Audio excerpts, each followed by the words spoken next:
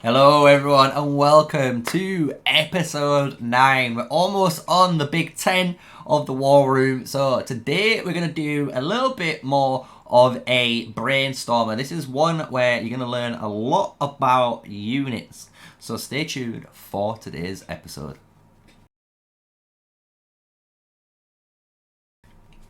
Hello everyone. So yes, we're going to be going into a bit more of an educational video today. As you know, all of these PvP videos are purposely made for analysis and breakdown to teach you guys to be better PvP players. But one thing that we haven't covered so far is actually stats. How stats work, the best things to do with stats, and the importance of different stats, right?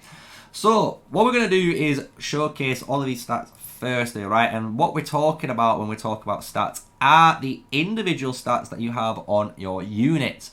So you can see all the way from tier 5 have an increase of a massive amount of attack, HP and defense, right, compared to your tier 4. And this is the same with tier 4 units compared to tier 3, 2 and 1, right? There's big jumps for each one.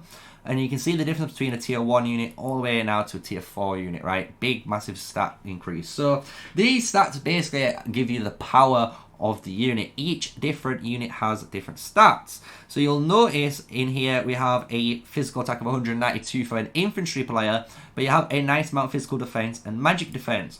If we go and switch this over to the archer unit and hit their infantry, you'll notice they have a lower magic defense and physical defense, but a much higher physical attack. And this is because they care and only deal in physical damage, right? And this is one thing in this game that you must learn. Magic units deal magic attack, and their stats are displayed with magic. And then the archers and physical units use physical attack, right? And the difference is because you have the two different defense stats. So depending on the unit, so if you're an infantry player, if you're trying to maximize potentially your defensive stats in open field combat, you'll notice your physical defense is actually pretty darn good. But the magical defense, which is higher magic defense, reduces the magic damage taken.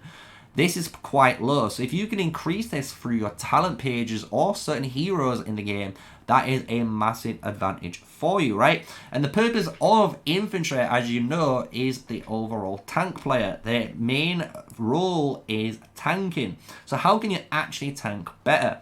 And the one stat we haven't talked about yet, and it is the most important stat, is the HP one. HP is the most important stat in the game. Why?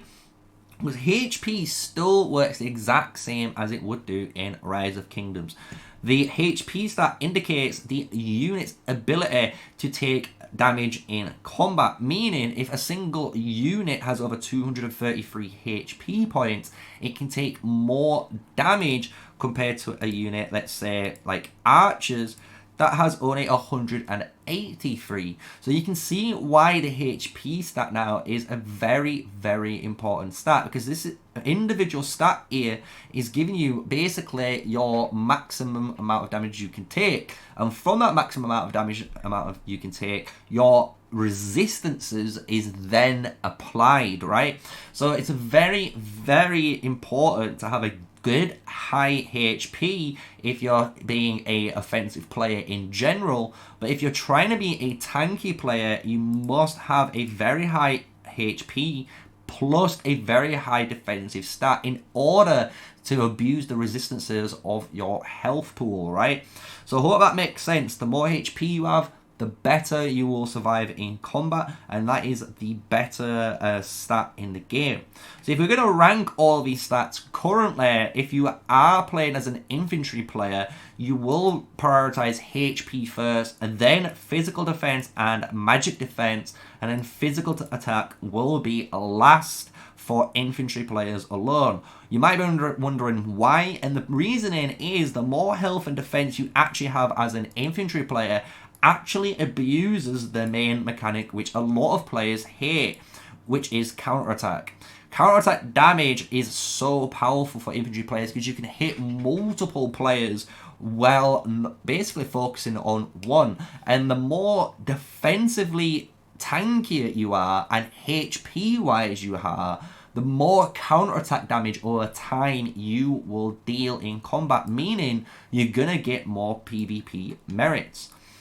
However, this is the flip side at the moment in my eyes and the current meta when we are playing in this game.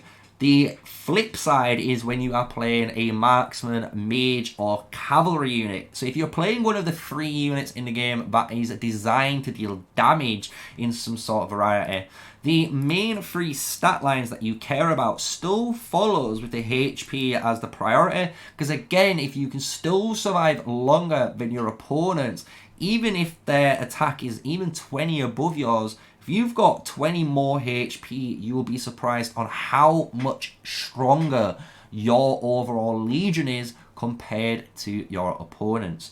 But from the HP mark, the physical attack and magic attack is the most important stat at the moment. Why?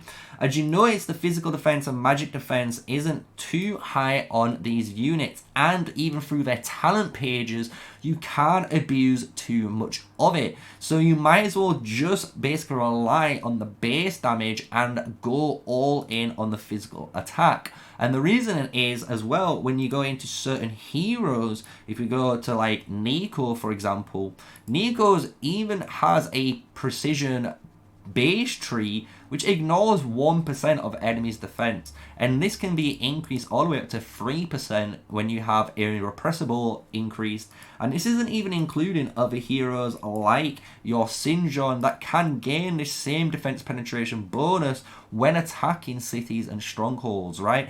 So it's a very powerful ability that you can penetrate through defense. So what you want to compensate with that is as much bang for your buck. So when you're playing archers or if you're playing mages, you'll notice their magic attack stat is so high, and this is why they are very, very dominant in PvP. Having a high magic attack or high physical attack for your range units is going to allow them to pump out as much damage as possible from afar while being, you know, in a safe position.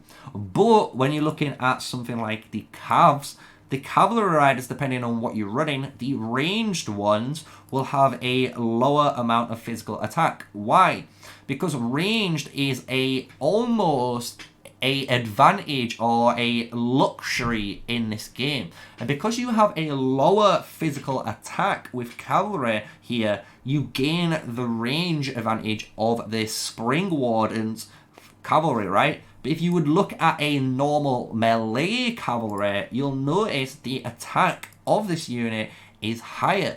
And this can go even higher on certain other units depending on the cavalry you are rocking, right? So you can see where the emphasis is on the main stat line. HP being the priority so you can survive, attack being second so you can deal as much damage in the short window as possible, and then the defenses and magic defenses come up last for the cavalry units. And this is, again, like I said, applied to all 3 houses or schools of units that you can choose from.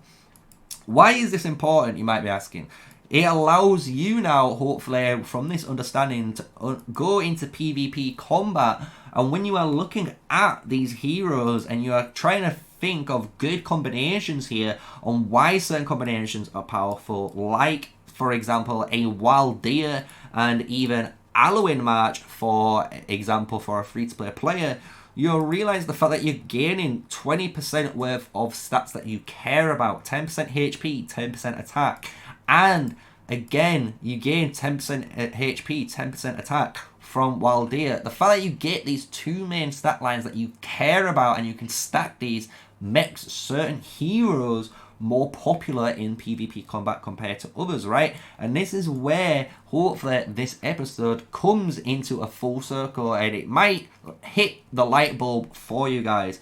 So when we go over and you check out any of my hero guides on the channel now and you look at the multiple different builds that you can play on a hero, you should understand now why we go for certain talents, why we really care about HP and why we care about certain things like skill damage for those heroes, why we are prioritizing attack and rage so we can go into more rage cycling and abuse the physical attack bonus and deal more damage with our skill 1. So I hope that all makes sense to you in today's episode. I didn't want to go too crazy and go and blow your heads, but I think that is a very nice understanding and explanation on currently the 3 different types of stats, which is your attack, HP and defense, the importance of them for each of the different units in the game, and why you need to know this so in PvP you can excel, right? So thank you for watching today's episode on the War Room. It is, like I said, more of an educational one, but next episode is gonna be a banger, so wait for it on episode 10, where you're gonna learn a massive advantage in PvP. So with all that said, stay safe, stay sneaky, and remember, smash the like, comment, and subscribe until the next video. Peace out.